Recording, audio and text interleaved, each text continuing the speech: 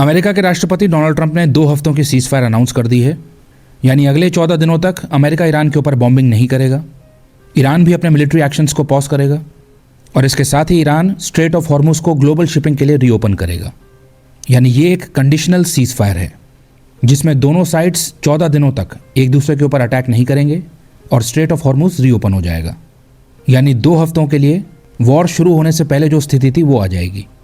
War शुरू होने से पहले स्ट्रेट ऑफ हॉर्मुज सभी के लिए खुला हुआ था, किसी भी प्रकार के कोई रिस्ट्रिक्शंस नहीं थे। तो अब 5 हफ्तों की लड़ाई के बाद अगले 14 दिनों के लिए इसी स्थिति को रिस्टोर करने की बात हुई है। ट्रंप ने धमकी दी थी कि वो ईरान की सिविलाइजेशन को मिटा देंगे, मैसिव स्ट्राइक्स करके देश को तबाह कर देंगे, लेकिन लास्ट मिनट पर वो पीछे हट गए और अब सडनली हमको सुनने को मिल रहा है कि सीज फायर हो चुकी है। 14 दिनों के लिए युद्ध रुक जाएगा और दोनों साइड्स एक डील फाइनलाइज करने की कोशिश करेंगे। अमेरिका अपनी तरफ से स्टेबिलिटी और कंट्रोल पाना चाहेगा, वहीं ईरान अपने लिए कंसेशंस डिमांड करेगा और अपनी सॉवरेनिटी के लिए पुश करेगा। ये सीज फायर करना ट्रंप की पॉलिटिकल और स्ट्रेटेजिक नीड थी। ये जो युद्ध है ये ट्रंप के लिए इलेक्टोरल लायबिलिटी बनता जा रहा था। अपनी कैंपेन में ट्रंप ने फॉरएवर वॉर्स को एंड करने की प्रॉमिस की थी, लेकिन उन्होंने ईरान के साथ एक नया वॉर शुरू कर दिया, तो इसने उनके स्टांस को कॉन्ट्रडिक्ट किया। उन्हें पॉलिटिकल क्रिटिसिज्म फेस करना पड़ रहा था। युद्ध के दौरान ट्रंप की जो एक्सट्रीम रिटॉरिक देखने को मिल रही थी, एस्केलेशन की जो बातें थीं, इवन ट्रंप गाली गलौज पर उतर आए थे, उसको लेकर कंसर्न्स जताई जा रही थी। ट्रंप के अगेंस्ट एक्शन लेने की मांगें उठने लगी थी। एक और महत्वपूर्ण कारण था इकोनॉमिक प्रेशर। फ्यूल प्राइसेस बढ़ने के कारण ट्रंप के वोटर्स भी नाखुश थे। तो इकोनॉमिक इनस्टेबिलिटी के द्वारा क्रिएट होने वाली पॉलिटिकल रिस्क से ट्रंप भलीभांति परिचित थे। तो इस इकोनॉमिक प्रेशर ने ट्रंप को सीज फायर की तरफ पुश किया, तभी वो लास्ट मिनट में पीछे हट गए। ट्रंप को एस्केलेशन से एक एग्जिट रैम्प की आवश्यकता थी, क्योंकि ये वॉर अब बहुत ज़्यादा रिस्की होता जा रहा था और उनको पॉलिटिकली हर्ट कर रहा था। तो अपने पॉलिटिकल सर्वाइवल के लिए ट्रंप के द्वारा एक स्ट्रेटेजिक रीपोजिशनिंग की गई और इस सीज फायर को अनाउंस कर दिया गया। अब ये जो सीज फायर हुई है इसका इमीडिएट ग्लोबल इम्पैक्ट देखने को मिला है। मार्केट्स ने इंस्टेंटली रिएक्ट किया है। ऑयल की प्राइसेस गिर गई, स्टॉक मार्केट्स में जंप आया। ये सीज फायर बहुत ज़्यादा फ्रेजाइल है, लेकिन ज़रा सी भी सेंस ऑफ स्टेबिलिटी से मार्केट्स ने पॉजिटिवली रिएक्ट किया है। ध्यान रखिएगा, ये एक टेम्पररी पॉज है। ये सीज फायर बहुत ज़्यादा फ्रेजाइल है। युद्ध पूरी तरीके से ख़त्म नहीं हुआ है। इजराइल अभी भी रीजन में एक्टिव है। लेबनान की बॉम्बिंग हो रही है। युद्ध में इन्वॉल्व्ड पार्टीज़ के बीच में डीप डिसएग्रीमेंट्स हैं। भारी मिसट्रस्ट है। न्यूक्लियर इश्यूज़ को लेकर, सैंक्शंस को लेकर, रीजनल कंट्रोल को लेकर मतभेद हैं। ये चीज़ें जब तक रिजॉल्व नहीं होंगी लॉन्ग टर्म पीस अचीव नहीं हो पाएगी। तो इट इज़ हाईली लाइकली कि ये जो शॉर्ट डिप्लोमेटिक विंडो जनरेट हुई है ये बस एक टेम्पररी टैक्टिकल ब्रेक हो, इसके बाद एक बहुत बड़ी कॉन्फ्लिक्ट देखने को मिले। आई होप ऐसा ना हो, बट इसके पूरे चांसेस हैं कि ये लास्टिंग पीस नहीं है, बस एक स्ट्रेटेजिक पॉज है। असली खेल अभी भी जारी है। रीग्रुपिंग, ऑयल रूट्स के ऊपर कंट्रोल, वेस्ट एशिया में पावर बैलेंस। तो अगले 2 हफ्ते बहुत ही ज़्यादा क्रिटिकल रहेंगे। यही अमेरिका और ईरान के फ्यूचर के रिलेशंस को डिटरमिन करेंगे, वर्ल्ड इकोनॉमी के भविष्य को भी तय करेंगे। जियोपॉलिटिक्स कैसे डायरेक्टली ग्लोबल इकोनॉमी को कंट्रोल करती है, इसका एग्जाम्पल हमको दिखाई दिया। जैसे ये सीज फायर अनाउंस हुई, इस कंडीशन के साथ कि स्ट्रेट ऑफ हॉर्मुज रीओपन हो जाएगा, ऑयल सप्लाई शॉक के फियर्स ईज हो गए। सप्लाई डिसरप्शन से जो क्रूड ऑयल के प्राइसेस लगभग $120 प्रति बैरल हो गए थे, सीज फायर अनाउंस होते ही वो $100 प्रति बैरल के नीचे आ गए। और जैसे ही तेल की कीमतें गिरती हैं, हम जानते ही हैं, चेन रिएक्शन शुरू हो जाता है। तेल सस्ता होगा, फ्यूल की कॉस्ट कम होगी, ट्रांसपोर्ट चीपर होगा, प्रोडक्शन चीपर होगा, मैन्युफैक्चरिंग की कॉस्ट कम होगी तो कंपनी के प्रॉफिट्स ज़्यादा होंगे। ज़्यादा प्रॉफिट्स होंगे तो उससे कंपनी के स्टॉक्स उठेंगे। यही कारण है कि सीज फायर की न्यूज़ से वर्ल्ड वाइड स्टॉक मार्केट्स में जंप देखने को मिला है, because oil he global economy की बैकबोन है। सब कुछ उसी पर ही डिपेंड करता है, transport industry, food supply chains. जब तेल की कीमतें बढ़ती हैं तो इन्फ्लेशन बढ़ता है, और जब तेल की कीमतें गिरती हैं तो इन्फ्लेशन कूल डाउन हो जाता है। तो इस सीज फायर ने इन्फ्लेशन के डर को कम किया है, इन्वेस्टर कॉन्फिडेंस को बूस्ट किया है। दिक्कत की बात यह है कि ये जो पीस है ये टेम्पररी है, मात्र 2 हफ्तों के लिए है, और कंडीशन ये कि हॉर्मुज खुला रहेगा, जो कि ट्रस्ट की बात है। एक भी अटैक हुआ तो प्राइसेस फिर से बढ़ जाएंगी। अभी के लिए Israeli prime minister Benjamin Netanyahu ने ट्रंप की 2 वीक की सीज फायर को सपोर्ट किया है, बट साथ ही ये कहा है कि इस सीज फायर में लेबनान इंक्लूडेड नहीं है। लेबनान के अंदर इजराइल के मिलिट्री ऑपरेशंस जारी रहेंगे। यानी अभी जो अमेरिका और ईरान के बीच में डायरेक्ट युद्ध चल रहा था, हॉर्मुज क्राइसिस आई थी, ये 2 हफ्तों के लिए रुकी है, लेकिन इजराइल और ईरान के एलाई हिजबुल्लाह के बीच में जो कॉन्फ्लिक्ट चल रही है वो नहीं रुकी है, वो अभी चलती रहेगी, क्योंकि इजराइल के अनुसार ईरान के द्वारा बैक्ड मिलिटेंट ग्रुप हिजबुल्लाह उसके लिए इमीडिएट थ्रेट है। वो इजराइल के अंदर लेबनान से रॉकेट्स फायर कर रहा है। ये इजराइल के लिए इमीडिएट टैक्टिकल थ्रेट है जिसे वो न्यूट्रलाइज करना चाहता है। तो भले ही अभी अगले 14 दिनों के लिए ईरान और अमेरिका के बीच में युद्ध रुक जाएगा, लेकिन लेबनान में हिजबुल्लाह के ऊपर इजराइल अटैक करके ईरान के ऊपर प्रेशर बनाए रखेगा। इजराइल ईरान के रीजनल इन्फ्लुएंस को तोड़ना जारी रखेगा। तो अभी बस एक फ्रंट पॉज हुआ है, लेबनान वाला फ्रंट जारी रहेगा। पाकिस्तान जो कि पीस टॉक्स को मीडिएट करवा रहा है, उसका कहना था कि ये जो सीज फायर है इसमें सभी रीजन्स इंक्लूडेड हैं, इंक्लूडिंग लेबनान, लेकिन इजराइल ने इसे रिजेक्ट कर दिया है। इजराइल ने बोल दिया है कि लेबनान इस सीज फायर में शामिल नहीं है।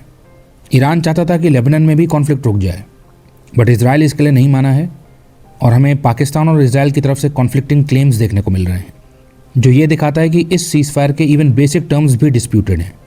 तो समझ लीजिए कितनी फ्रेजाइल है ये सीज फायर। तो यदि हिजबुल्लाह अपने अटैक्स को इंक्रीज़ कर देता है, इजराइल लेबनान के अंदर अपने ग्राउंड ऑपरेशंस को एक्सपैंड कर देता है, तो फिर कॉन्फ्लिक्ट में ईरान री एंटर कर सकता है।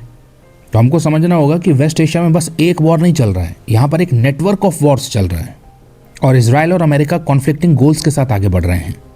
अमेरिका को चाहिए कंट्रोल्ड डी एस्केलेशन, ईरान के साथ पॉज चाहिए और ऑयल मार्केट स्टेबलाइज चाहिए, जबकि इजराइल को चाहिए ईरान के ऊपर कंटिन्यूड प्रेशर। इजराइल ईरान को स्ट्रेटेजिक रिलीफ नहीं देना चाहता है। अमेरिका अपने लॉसेस को और नहीं बढ़ाना चाहता है, युद्ध को रोकना चाहता है। ईरान भी अपनी टर्म्स पर युद्ध को रोकना चाहता है। पूरी रीजनल सीज फायर चाहता है जिसमें लेबनान भी शामिल हो। तो इस कॉम्प्लेक्स कॉन्फ्लिक्ट के अंदर सभी पार्टीज़ की अपनी डिमांड्स हैं जिस पर सहमति नहीं बन पा रही है। इस वजह से रीजन में इनस्टेबिलिटी बनी हुई है। ये मल्टी लेयर्ड कॉन्फ्लिक्ट जो रीजन में चल रही है ये अभी अनरिजॉल्व्ड है, लेकिन इसके बावजूद अमेरिकी राष्ट्रपति डोनाल्ड ट्रंप इस सीज फायर को अपनी विक्ट्री बता रहे हैं। ईरान के अगेंस्ट अमेरिका के द्वारा लेड मिलिट्री कैंपेन, जिसका नाम उन्होंने ऑपरेशन एपिक फ्यूरी रखा था, इसे सक्सेसफुल बता रहे हैं। ऐसा कह रहे हैं कि इस ऑपरेशन के ऑब्जेक्टिव्स अचीव हो चुके हैं, मिशन कंप्लीट हो चुका है। अमेरिका की डिमांड थी कि स्ट्रेट ऑफ हॉर्मुज को रीओपन होना चाहिए, शिप्स को यहाँ से सेफली पास होने दिया जाना चाहिए। देखिए ईरान इस बात के लिए मान गया है। तो ट्रंप इस बात को स्ट्रेटेजिक विन की तरह प्रोजेक्ट कर रहे हैं। ऐसा दिखाने का प्रयास कर रहे हैं कि अमेरिका ने ग्लोबल ऑयल फ्लो को रिस्टोर कर दिया, संपूर्ण विश्व के ऊपर इकोनॉमिक प्रेशर को रिड्यूस कर दिया, जबकि ये प्रेशर क्रिएट ही अमेरिका ने किया था। अमेरिका के अटैक की वजह से ही ईरान ने स्ट्रेट ऑफ हॉर्मुज क्लोज किया था। उससे पहले तो स्ट्रेट ऑफ हॉर्मुज ओपन था। यानी पहले रीजन में खुद ही क्राइसिस क्रिएट कर लो, फिर उसे 14 दिन के लिए टेम्पररी पॉज कर दो और इसे जीत की तरह क्लेम करो। वॉर से पहले का स्टेटस को 14 दिन के लिए रिस्टोर हुआ है और इसे जीत की तरह प्रोजेक्ट किया जा रहा है। ये बातें की जा रही हैं कि अमेरिका के मिलिट्री प्रेशर ने ईरान को फोर्स किया नेगोशिएटिंग टेबल पर आने के लिए। देखिए हमारी स्ट्रेंथ। तो ट्रंप का ये दावा है कि हमारे सभी गोल्स मीट हो चुके हैं, ईरान पीछे हट गया है और वॉर हमारी शर्तों पर ख़त्म हुआ है। क्या ईरान ने सरेंडर किया? नहीं, ईरान ने हार एक्सेप्ट नहीं करी है, केवल एक टेम्पररी पॉज के लिए अग्री किया है, सब्जेक्ट टू द कंडीशन कि ईरान के ऊपर अटैक ना हो। ईरान की रजीम अभी भी इंटैक्ट है। यदि ईरान के अंदर हैवी डैमेज हुआ है तो अमेरिका और वेस्ट एशिया में अमेरिका के एलाइज को भी भारी लॉसेज हुए हैं। अमेरिकन मिलिट्री की इनविंसिबिलिटी की इमेज को झटका लगा है। अमेरिका के मल्टीपल मिलिट्री एसेट्स ईरान ने डिस्ट्रॉय कर दिए हैं। आज से पहले ऐसा नहीं देखा गया था।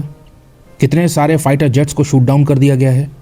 फिर अमेरिका का सबसे बड़ा गोल कि ईरान न्यूक्लियर वेपन नहीं बनाएगा, क्या ये रिजॉल्व हुआ? नहीं। फिर अमेरिका स्टेबिलिटी की बात करता है तो रीजनल टेंशन्स अभी भी बनी हुई हैं। लेबनान में कॉन्फ्लिक्ट जारी है। इजराइल इंडिपेंडेंटली एक्ट कर रहा है। कब इजराइल अटैक कर दे, ईरान रिटेलिएट करे और ये सीज फायर एंड हो जाए, कोई नहीं जानता। तो ये किस प्रकार अमेरिका की जीत है। बट ठीक है, अभी दोनों ही साइड्स, ईरान और अमेरिका, विक्ट्री क्लेम कर रहे हैं। डोमेस्टिक और ग्लोबल मैसेजिंग के लिए ऐसा करना पड़ता है, लेकिन सच यही है कि इस युद्ध में अब तक दोनों साइड्स को भारी नुकसान हुआ है, लेकिन ज़्यादा नुकसान अमेरिका और अमेरिका की इमेज को हुआ है। मॉडर्न वॉर्स में ऐसा रेयरली होता है कि कोई क्लियर विनर इमर्ज हो। अगर आप जीतते भी हैं तो फिर वो एक पिरिक विक्ट्री होती है, एक ऐसी विक्ट्री जो इतनी हाई कॉस्ट पर अचीव हुई है कि वो हार के समान है।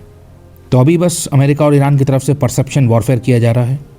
दोनों ही साइड्स अपनी डोमेस्टिक ऑडियंसेस को स्ट्रॉन्ग लीडरशिप दिखाने का प्रयास कर रहे हैं, पब्लिक सपोर्ट बिल्ड करने का प्रयास किया जा रहा है। ये शो करने का प्रयास किया जा रहा है कि हम डिसाइसिवली एक्ट कर सकते हैं, एस्केलेशन को कंट्रोल कर सकते हैं। मॉडर्न वॉर्स केवल बैटलफील्ड पर ही नहीं बल्कि नैरेटिव्स में भी लड़े जाते हैं। इंफॉर्मेशन वॉरफेयर आज के वॉर्स का एक अहम हिस्सा है, इसलिए इवन पार्शियल आउटकम्स भी अचीव होते हैं तो उसको विक्ट्री की तरह क्लेम किया जाता है। इसलिए आपको ट्रंप की तरफ से ये दावे सुनाई दे रहे हैं कि ये सीज़ फायर वर्ल्ड पीस के लिए बहुत बड़ा दिन है। ईरान खुद चाहता है ये सीज़ फायर करना। देखना अब ईरान सीरियसली नेगोशिएट करेगा। फुल स्केल वॉर का खतरा था लेकिन लास्ट मिनट पर हमने अटैक रोक दिया। तो ये जो last minute diplomatic turn around हुआ है इसका क्रेडिट ट्रंप ले रहे हैं। Other side of the story क्या है? ईरान स्ट्रेट ऑफ हॉर्मुज को रीओपन करने के लिए मान गया है, काउंटर अटैक्स को रोकने के लिए मान गया है, लेकिन केवल तब जब उसके ऊपर अटैक्स ना हो। तो ईरान की तो पहले भी यही पोजीशन थी और अभी भी यही पोजीशन है कि हमारे ऊपर अटैक मत कीजिए, हम कोऑपरेट करेंगे। तो अमेरिका ने क्या नया अचीव कर लिया? अभी के लिए बस हम ये कह सकते हैं कि एक टेम्पररी पॉज है, फ्रेजाइल सीज फायर है, किसी तरह से ग्लोबल क्राइसिस को अभी के लिए अवॉइड कर दिया गया है। 2 हफ्तों के लिए एक विंडो ऑफ अपॉर्चुनिटी जनरेट हुई है, देखते हैं इसमें क्या होता है।